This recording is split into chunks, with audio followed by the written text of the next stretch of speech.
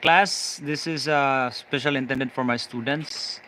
This is a rundown, rationalization, or an explanation of the choices in your past midterm exam about 2 weeks ago, or about 3 weeks ago, and only about two of the freshmen are yet to take. No, for some reasons, some were in their work, some were at least the other one was on their work, and the other one was some, although late uh, to have informed me, but was on a sick or illness status. So this is for set A, as you can see.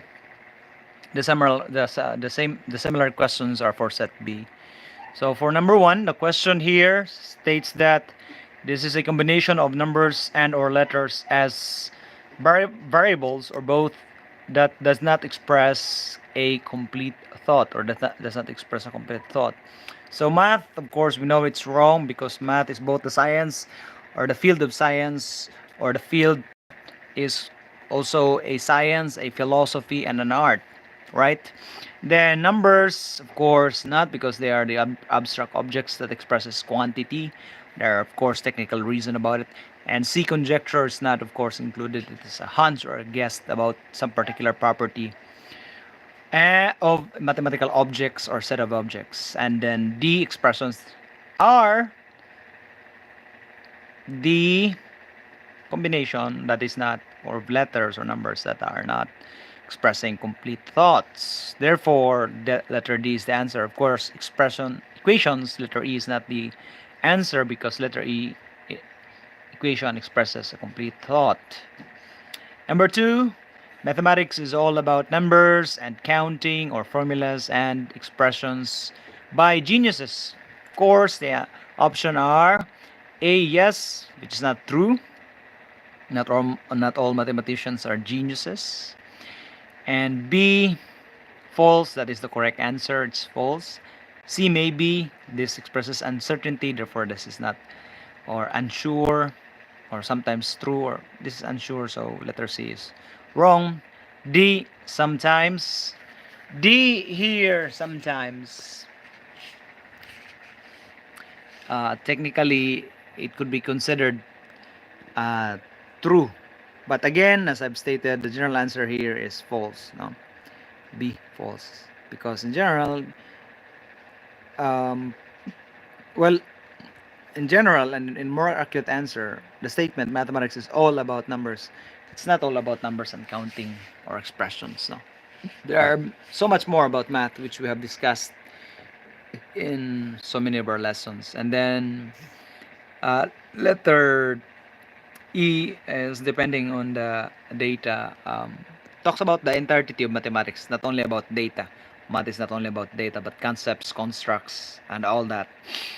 And then number three are kinds of mathematical sentences, or sentence are kinds of mathematical sentences or mathematical sentence expressing complete thought. Of course, A, math, again, is not, because it's the field which we are studying, no, at least for your part, a part of it, then that is relevant to the modern world. And B, numbers, again, because it's the abstract objects. C, conjecture, no, because it's a guess, a hunch on properties of mathematical object or objects. D, expressions, is not, because it's the answer of number 2, and number 2 is properly stated and defined. And so the answer is letter E, of course, equations.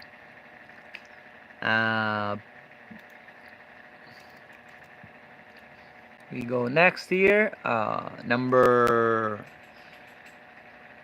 4.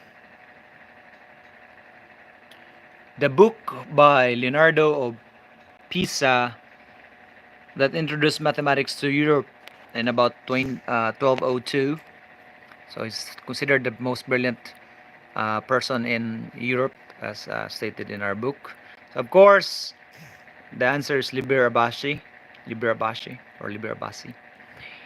Letter A, and then letter B is a wrong spelling of it. So is letter C, so is letter D, and letter E. They are wrong spelling of the correct spelling of the book as per our reference. Number 5, the most superior mathematician who helped develop hydrogen bomb, quantum mechanics, uh, and theoretical physics, of course. Quantum mechanics is a part of theoretical physics. And he included the solutions of some weather systems, formulas of weather systems that was started by a Japanese scientist, cosmologist.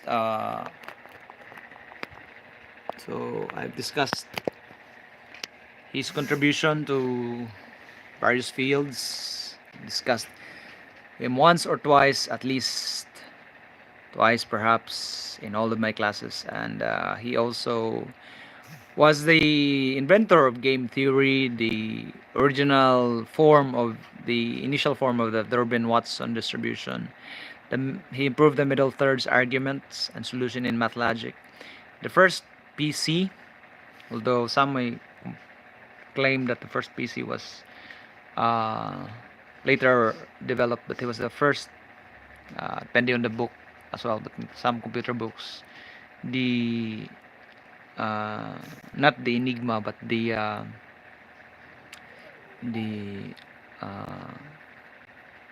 EMNIAC something was the first book. He also was the developer of ergodic theory. So, for example, our dean and our former dean, Dr. Cristina Corsino and Dr. Roberto Corsino, foremost internationally published and international science mathematicians in our university, are able to publish or study uh, in the field of ergodic theory. So the answer, of course, is not Leonardo Pisa. He's the author of the book Liber Abaci. We discussed about him. Of course, letter B is the answer. Dr. Jan von Neumann, of Hungarian origin, and is basically the father of the first computer virus, as well as all those things stated in item number 5. Of course, your professor, Dr. C. Ingespen, him and myself. No, I'm not. I'm just a humble mathematician studying and doing research on math logic and other things, on analysis. And I haven't finished yet my MS thesis. So Dr. John Nash improved the work of Jan von Neumann in game theory. So basically, by improving some of the results in the so-called equilibrium. So he improved on that part.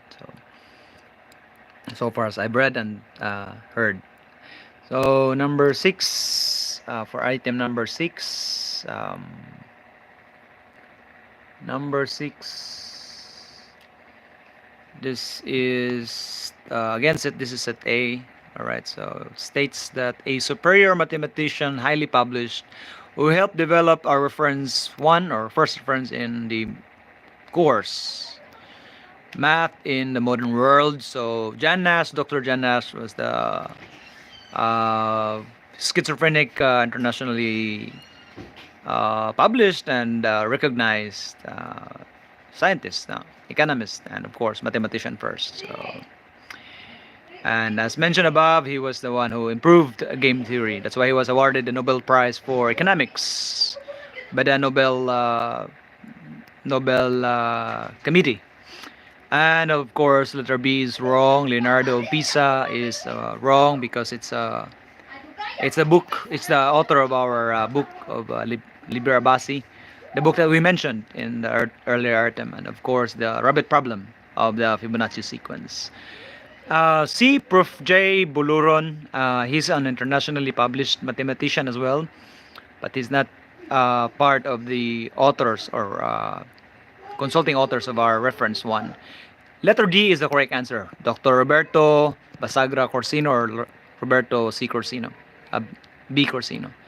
And of course, Mr. Paredes or Mr. Pardes. No, we do not know him. He's just a ploy. Number 7.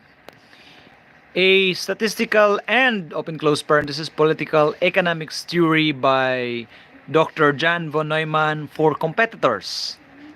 So this is not just competitors for economics, but or even for security and other instances. So that theory is letter A, Roblox. No, it's a game. It's a different game, Roblox. B, ML or Mobile Legends. Of course not. C, game theory. This is the correct answer. Game theory. D, statistics. Statistics is the field, or it depends upon what you mean. It could be the data. E, computer theory. Of course not.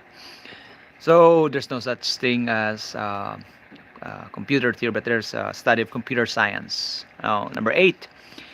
The list of objects that is determined by adding the two immediately preceding terms. Of course, a sequence that's a general construct. It involves not just this list of objects. B, f sub n. You know, we express the symbol f sub n.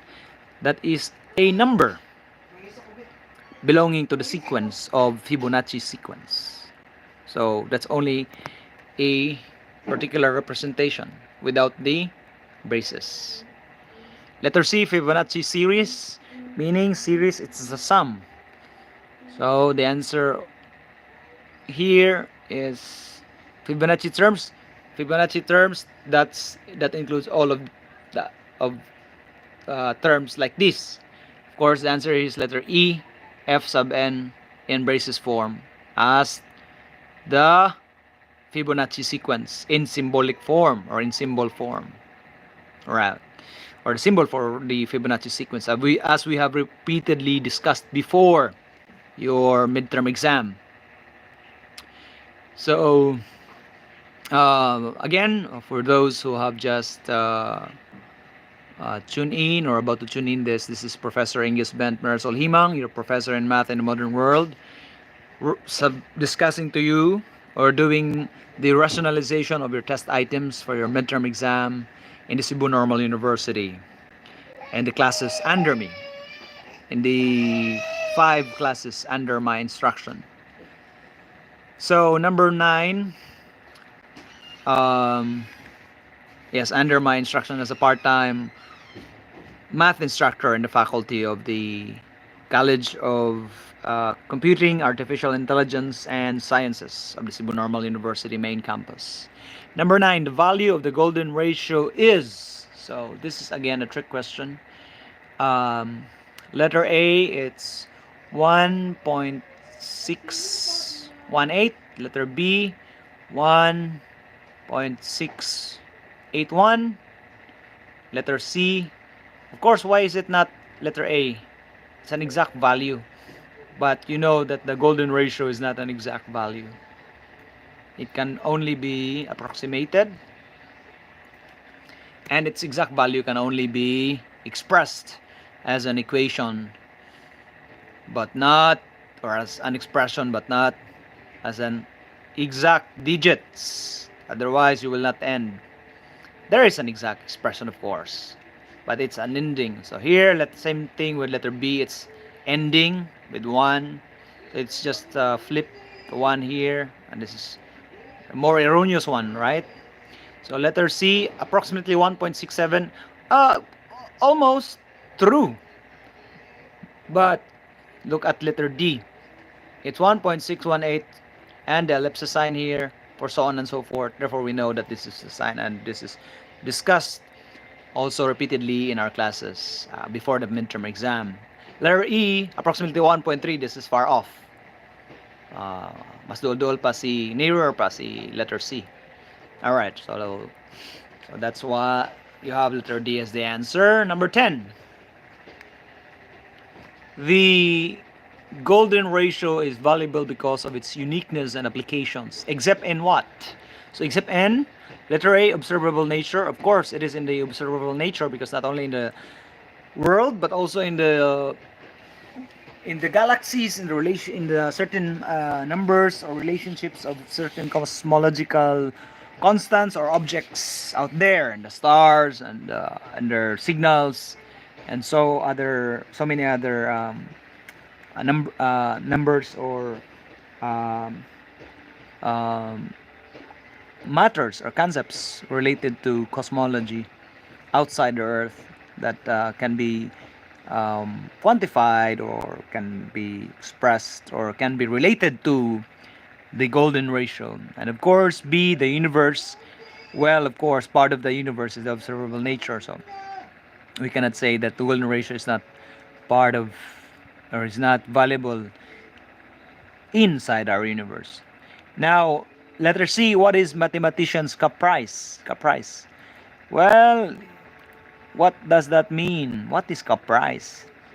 Involves something like prime whims or impulse or quirks or fancy or feelings, irrationalities. Of course, this is a very subjective one. Once you are subjective, fully ruled by your emotion, no matter what level of scientist you are, such as us, mathematicians, that will not be objective. So that is the wrong answer.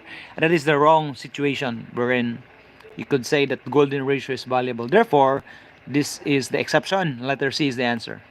Of course, it is in beauty. It is well explained in our lectures and in our videos in YouTube about the golden ratio. And of course, in our architecture, letter E, because it's also golden ratio is employed by the ancient Romans to help uh, make sure the stability of their architectural um, constructions, their buildings, the many buildings that they have, of course, that are still, even to this day, partly standing because of their calculations of the golden ratio.